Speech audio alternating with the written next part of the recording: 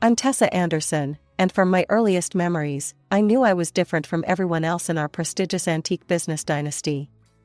My parents, Robert and Eleanor Anderson, ran a network of antique shops and restoration workshops that had been in our family for generations, passed down from my great-great-grandfather. Our house was like a museum, filled with paintings, antique furniture, and what my parents called priceless artifacts. My older sister, Claire, fit perfectly into this world. 6 years my senior, she was everything my parents wanted in a daughter: artistic, cultured, and completely devoted to the family business. By age 12, she could already tell a genuine Renaissance painting from a replica, while I struggled to see any difference at all. My mind worked differently.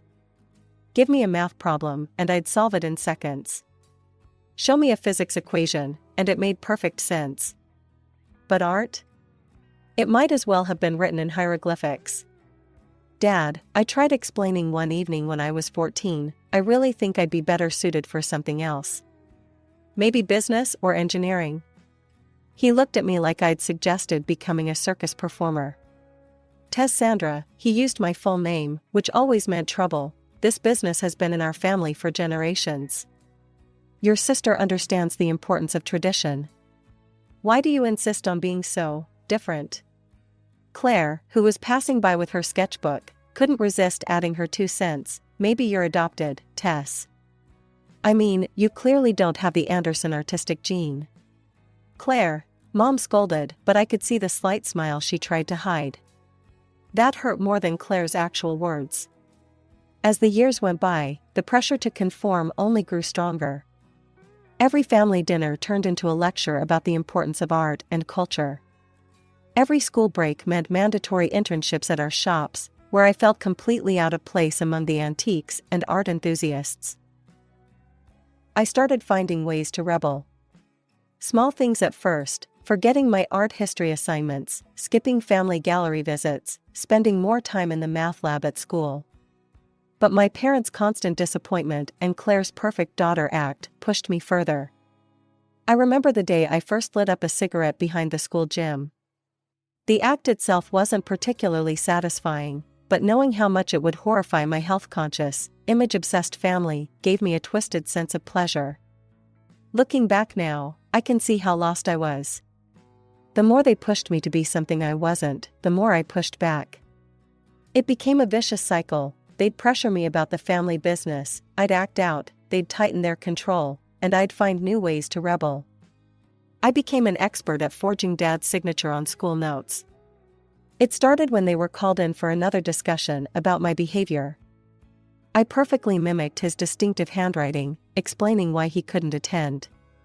The irony wasn't lost on me. My one artistic talent was forgery, something that would have horrified my antique-dealing parents if they'd known.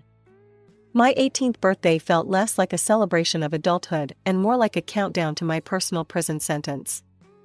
We've enrolled you in the Art Institute, Dad announced over dinner, sliding the acceptance letter across the table like it was some kind of gift.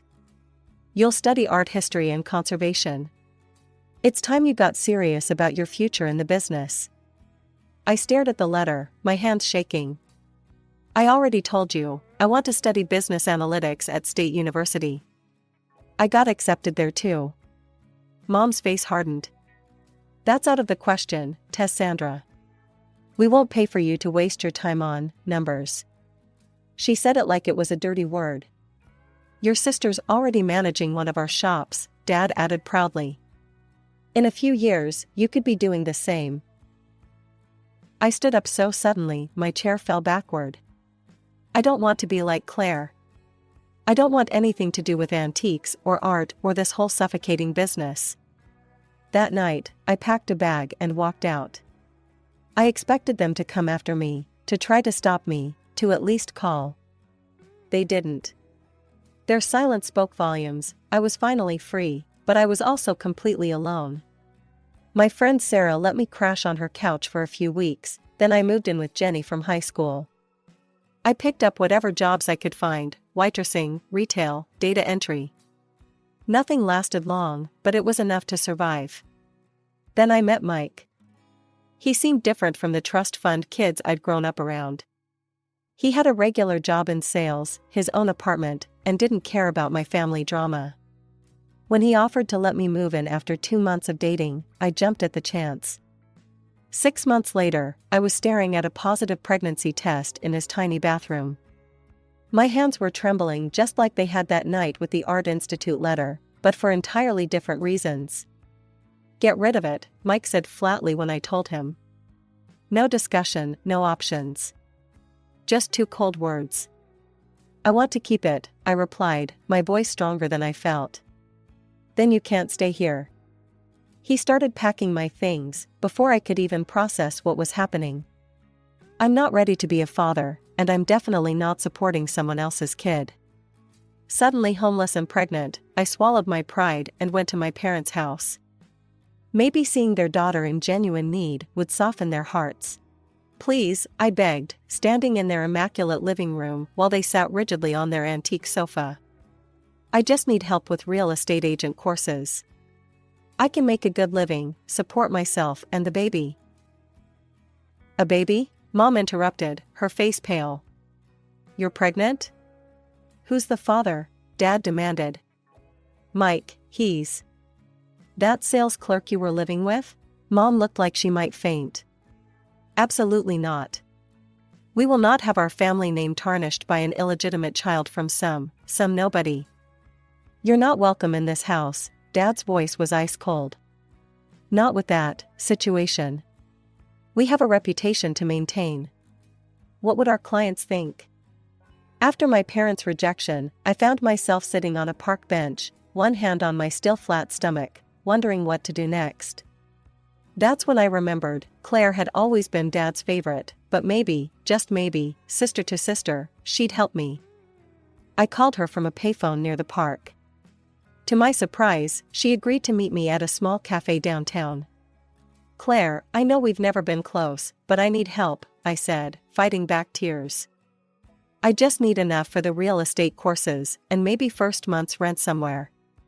I'll pay you back, I swear." She stirred her cappuccino thoughtfully. "Actually, I might be able to help. But Tess, you'll need to help me too." "Anything," I said, relief flooding through me. The next day, Claire met me at her office after hours. She handed me an envelope stuffed with cash, more than I'd expected, and then pulled out a folder. "Just some paperwork," she said casually. "Shipping authorizations, transfer documents, you know how Dad is with his paperwork. He's been so busy lately, and I'm trying to help manage things." "You want me to?" I looked at the blank sheets mixed in with the documents. "Just sign them like Dad would." "Come on, Tess, we both know you're better at his signature than he is." She laughed. "Consider it your last art project for the family." I should have known it was too good to be true. Should have asked more questions. Should have read every document carefully. But when you're pregnant, broke, and your perfect sister finally seems to be on your side, you don't look too closely at the gift horse's teeth. I signed everything she put in front of me. Document after document, blank page after blank page, Dad's signature flowing from my pen in perfect imitation.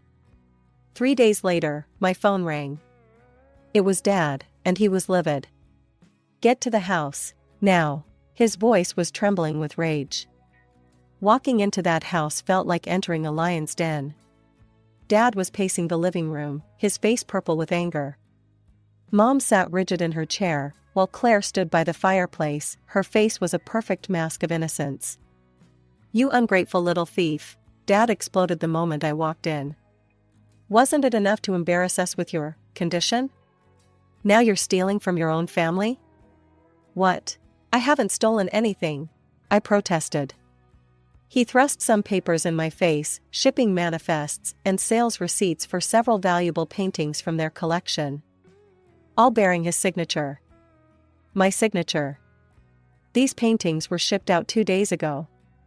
Sold to private collectors. He was shaking with rage.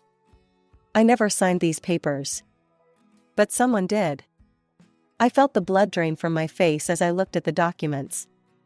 They were the same ones Claire had me sign, but now filled out with details of artwork sales I knew nothing about. "Dad, wait." You don't understand, I pleaded, my voice shaking. Claire asked me to sign those papers. She said they were just routine documents. The moment the words left my mouth, Claire's mask of innocence transformed into a look of shocked hurt. She was always the better actor between us. How dare you, she gasped. Daddy, I saw her here 2 days ago, sneaking around the house when everyone was at the gallery opening. I thought she was here to apologize to you and Mom, so I didn't say anything, but now. That's a lie, I screamed. I haven't been here in days. Claire gave me those papers to sign, she set me up. Dad's face hardened even further. Enough. First you shame this family with your pregnancy, and now you try to blame your sister for your crimes? Claire has dedicated her life to this business. She would never. But I'm telling the truth. I was crying now, my hands protectively covering my stomach. Please, Dad, just listen. I've heard enough, he cut me off, his voice ice cold. You are no longer my daughter. I'm removing you from my will, and I want you to stay away from this family. You're dead to us. Mom just sat there, silent tears running down her face, while Claire played the role of devastated sister perfectly. Within hours, the phone call started. Aunts, uncles, cousins, all calling to express their disgust with my behavior. Claire had apparently been busy, spreading the story of my theft through the family grapevine. I can't believe you would do this to your own parents, Aunt Margaret's voicemail said. Don't even think about coming to Sunday dinner anymore. We always knew that girl would turn out bad, I overheard Uncle James telling my cousin. Stay away from her, she's nothing but a thief and a liar. The stress was overwhelming. I couldn't eat, couldn't sleep. Every time my phone rang, it was another relative calling to disown me. Each message was another nail in the coffin of my former life. 3 days after the confrontation, the cramping started. Sharp, terrible pains that had me doubled over. Then the blood came.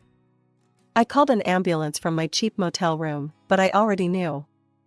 By the time I reached the hospital, I had lost everything, my family, my reputation, and now my baby. The doctor said it was likely caused by extreme stress and anxiety. After being released from the hospital, I spent weeks barely existing. But one morning, I woke up and saw Claire's face smirking at me in my dreams, and something inside me snapped. They wanted me to fail? Fine. I'd show them just how wrong they were about me. I found New Beginnings, a women's support organization, through a flyer at a local coffee shop. Walking into their office was one of the hardest things I'd ever done. Admitting I needed help went against everything my proud family had taught me. But Sandra, my caseworker, didn't see a failure or a disappointment when she looked at me. She saw potential. You're good with numbers, you say, she asked during our first meeting. And you understand property values? Have you considered real estate? That conversation changed everything. The organization helped me enroll in real estate courses, provided a small stipend for basic needs, and even helped me find temporary housing in their women's shelter. All those years of analyzing property values in my head while my parents dragged me through antique shops had given me an instinct for market value. My mathematical mind could calculate mortgage payments and investment returns in seconds. And maybe, growing up watching people haggle over precious artifacts had taught me something about negotiation after all. I got my license in record time and landed a job at Metropolitan Real Estate. My first sale was a small condo, but the commission felt better than any praise my parents had ever given me. The clients, a young couple buying their first home, hugged me after the closing. We didn't think we could afford anything in this neighborhood, they told me. But you made it happen. More deals followed. I had a knack for matching people with properties, for seeing potential where others saw problems. Within 6 months, I was the agency's top performer. The money started flowing in, enough to rent a nice apartment in a secure building, buy professional clothes, and start building my own savings account. I quit smoking, joined a gym, and cut ties with the party crowd I'd hung around with during my rebellion years. My life was finally my own, and I was making it count. That's how I met James. He came in looking for commercial property for his tech startup. The moment he walked into my office, I knew this client was different. He didn't care about my family connections or social status. He was impressed by my knowledge of commercial real estate trends and my ability to crunch numbers on the fly. "You know," he said after our third property viewing, "we could discuss the rest of these listings over dinner." Our first date turned into weekly dates. He introduced me to his family, warm, unpretentious people who cared more about character than pedigree. His mother hugged me the first time we met, and his father actually listened when I talked about market analysis and investment strategies. A year later, James proposed. We had a small ceremony in his parents' backyard. No fancy church, no society photographers, no elaborate reception. Just us, his family, and a few close friends I'd made along the way. His mother helped me pick out a simple white dress, and his sisters decorated the garden with fairy lights. For the first time since losing my baby, I felt like I belonged somewhere. James wasn't just supportive of my career, he was my biggest champion. When I mentioned wanting to start my own agency, he didn't hesitate. "You've got the talent and the client base," he said, looking over my business plan. "Let me help with the startup costs. Consider it an investment in our future." Tessa Anderson Real Estate opened its doors 6 months after our wedding. But even as I was cutting the ribbon at our grand opening, I knew something was missing. "I want to get my business degree," I told James over dinner that night. "I'm doing well on instinct and experience, but I need the formal education to take this to the next level." He smiled. "I was wondering when you'd decide to do that. You know, Mom and Dad had an argument about how long it would be before you talked about college." That was another blessing in my life, my in-laws. Sunday dinners at their house became a tradition. James's mom taught me her secret recipes, his dad offered business advice, and his siblings treated me like I'd always been part of the family. No one judged me for not knowing about art or antiques. No one compared me to anyone else.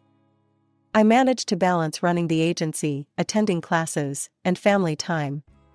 My grades were excellent. Turns out when you're studying something you actually love, learning comes naturally. The business concepts I'd always understood intuitively finally had names and frameworks. Then one morning, as I was getting ready for class, a familiar name on the morning news caught my attention: major scandal in art world, prestigious antique dealer accused of selling forgeries. The headline screamed about Asian-made copies being sold as originals through a respected family business. I sat in my office, staring at the news on my computer screen in disbelief. My father, who'd disowned me for allegedly damaging the family reputation, was now at the center of the biggest art fraud scandal in years. My phone rang. Unknown number. "Tessa?" My mother's voice was barely recognizable. "Please don't hang up." "What do you want?" My voice was steady, surprisingly calm. "It was Claire," she sobbed. "All these years, she's been running a forgery operation through our shops. Those paintings you were accused of stealing? They were fake she needed to get rid of. The real ones had been sold months before. She's been doing this for years." The auction house's authentication process exposed everything. I leaned back in my chair, letting the irony wash over me. "We're facing multiple lawsuits," she continued. "Millions in damages. Our reputation, everything we built. Tessa, we need your help. We know you're successful now, and James's family has resources. Please, we need money for lawyers." "You want my help?" I said into the phone, my voice ice cold. "Fine. Here's my price. I want a public apology. Not just from you and Dad, from everyone. Every single relative who called me a thief, who spread rumors about me, who turned their backs when I needed them most. And I want Claire to confess what she did to me." There was a long silence on the other end of the line. "I'll see what I can do," my mother finally whispered. A week later, a video appeared in my email. It was filmed during our annual family Thanksgiving gathering, an event I hadn't attended in years. The familiar dining room was packed with relatives, and there, standing at the head of the table, was Claire. "I need to confess something," my sister's voice trembled. "Years ago, when Tessa was accused of stealing those paintings, it was me.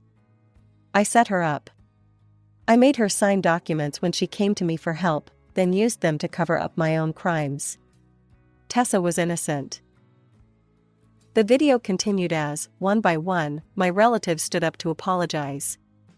Aunt Margaret, tears streaming down her face, admitted she should have known better than to believe the worst about me. Uncle James expressed his shame at how quickly he'd condemned me. Cousins I'd grown up with acknowledged their role in ostracizing me. My father spoke last, looking older than I remembered. "We failed you, Tessa. We chose to believe the worst about you because it was easier than admitting we might be wrong about who you were. We pushed you away when you needed us most, and because of our actions, you lost." His voice broke. "You lost your child. Your mother and I will carry that guilt forever." I sat in my home office, watching the video 3 times before opening my social media account. My fingers hovered over the keyboard before I began typing. "To my extended family, thank you for your apologies. It takes courage to admit when you're wrong, and I appreciate that you finally found that courage. I accept your apologies and am grateful for the truth finally coming to light." I hit post, took a deep breath, and started typing again. "However, to my immediate family, while I acknowledge your apologies, I cannot and will not help you with your current legal troubles. Years ago, when I came to you pregnant, alone, and desperate, you chose your reputation over your daughter. Your actions and rejection led to the loss of my unborn child, a pain I live with every day. The only assistance I will offer is the contact information for a competent lawyer. What you do with that information is up to you." I attached the lawyer's business card to the post and hit send. Then, methodically, I began blocking numbers, my parents, Claire, their business lines. I blocked their social media accounts, their email addresses, every possible way they had to reach me. The trial of Claire Anderson became one of the biggest art fraud cases in recent history. I didn't attend any of the proceedings, but I followed the news coverage from the comfort of my office. Each revelation was more shocking than the last. The scheme had been running for nearly a decade, with hundreds of forged paintings sold to unsuspecting collectors worldwide. My sister, the perfect daughter, the artistic prodigy, was sentenced to 15 years in prison. The evidence was overwhelming: offshore accounts, correspondence with forgers in Asia, detailed records of every fake she'd passed off as authentic. The prosecutors called it one of the most sophisticated art fraud operations they'd ever seen. The civil suits that followed were devastating. My parents had to sell everything: the shops, the workshops, their house, even Mom's precious jewelry collection. The Anderson family name, once synonymous with artistic excellence and integrity, became a cautionary tale in the antique world. Last I heard, they'd moved into a small apartment and still owed millions to angry collectors. I was 8 months pregnant now, and this time everything was different. No stress, no fear, no desperate pleas for help. Instead, I had a loving husband who attended every doctor's appointment, in-laws who were already arguing over who would host the baby shower, and a successful business that practically ran itself thanks to the amazing team I'd built. My real estate agency had expanded to 3 locations, and we were known as one of the most reliable firms in the city. Every time I walked into one of my offices, seeing my name, Tessa Anderson, on the door, filled me with pride. I'd built this on my own terms, using the skills my parents had dismissed as worthless. The irony wasn't lost on me. They'd pushed me so hard to join their business, claiming it was the only path to success. Now their precious empire was in ruins, while I was thriving in the field they'd sneered at. My final semester of college was interesting, to say the least. Waddling into classes with my enormous belly, laptop balanced precariously on what was left of my lap. But I was determined to finish before the baby came. My professors were amazingly supportive, and my grades hadn't slipped despite the pregnancy. Looking back now, I don't regret refusing to help them. Some might call it cruel, but I call it justice. They'd chosen their golden child over me, and that choice had cost them everything. Meanwhile, I'd built my own success story, created my own family, found my own happiness. The baby kicks, and I smile, thinking about the future. My child will grow up in a home filled with love and acceptance, surrounded by people who value them for who they are, not who they're expected to be. They'll never know the pain of being the family disappointment, never feel the pressure to be someone they're not. Tomorrow, I'll graduate with my business degree. James and his family will be there, cheering embarrassingly loud when I waddle across the stage. My massive belly might make it a bit awkward to get my diploma, but I wouldn't have it any other way. Sometimes I think about that scared, pregnant girl who left home with nothing but a broken heart and a forged signature. She couldn't have imagined this future: successful businesswoman, beloved wife, soon-to-be mother, college graduate. But she knew one thing: she was stronger than they thought. And she was right.